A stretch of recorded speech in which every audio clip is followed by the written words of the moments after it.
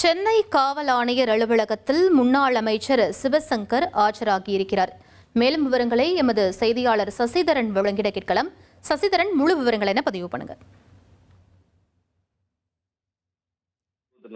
3 லட்சம் மோசடி செய்த வழக்கில் ஏற்கனவே இளஞ்சிரியன் என்பவர் கைது செய்யப்பட்டு சிறையில் அடைக்கப்பட்டார். அவர் அளித்த தகவலின் அடிப்படையில் ஓய்வு பெற்ற காவல் உதவி ஆய்வாளர் சீனிவாசன் அளித்த புகாரில் முன்னாள் அமைச்சர் சிவசங்கருக்கும் இந்த மோசடி வழக்கில் தொடர்பு இருப்பதாக சென்னை காவல் ஆணையர் அலுவலகத்தில் தகவல் தெரிவிக்கிறது. அதன் அடிப்படையில் நேரில் ஆஜராகி உரிய விளக்கம் அளிக்கும்படி சென்னை மத்திய குற்றப்பிரிவு போலீசார் அவருக்கு சம்மன் அனுப்பியிருந்த நிலையில இன்றைய தினம் அவர் சென்னை காவல் ஆணையர் அலுவலகத்தில் ஆஜராகி இருக்கிறார். சென்னை மத்திய குற்றப்பிரிவில் ஆய்வாளர் முன்னிலையில் அவர் ஆஜராகி தன்னுடைய தரப்பில் இருக்கக்கூடிய விவரங்களை அறிவித்து வருகிறார். இந்த நிலையில நேற்று அவருடைய அதாவது அந்த கைது செய்யப்பட்ட இளைஞர்களை காவலில் எடுத்து விசாரிக்க மனு அளிக்கப்பட்டிருந்த நிலையில் அவர் நேற்றிலிருந்து 6 நாட்கள் காவலில் எடுத்து விசாரணையானது நடைபெற்று வருகிறது.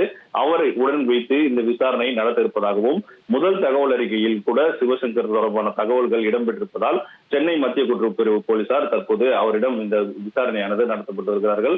அமைச்சர் தரப்பு, அதாவது முன்னாள் அமைச்சர் சிவசங்கரன் தரப்பில அவரது வழக்கறிஞரும் உடன் சென்றிருக்கிறார். அவர் தனது தரப்பில் இருக்கக்கூடிய அனைத்து தகவல்களையும் மத்திய குற்றப்பிரிவு ஆய்வாளரிடம் சமர்ப்பிக்க இருப்பதாகவும் தகவல் கிடைக்கப்பட்டிருக்கிறது.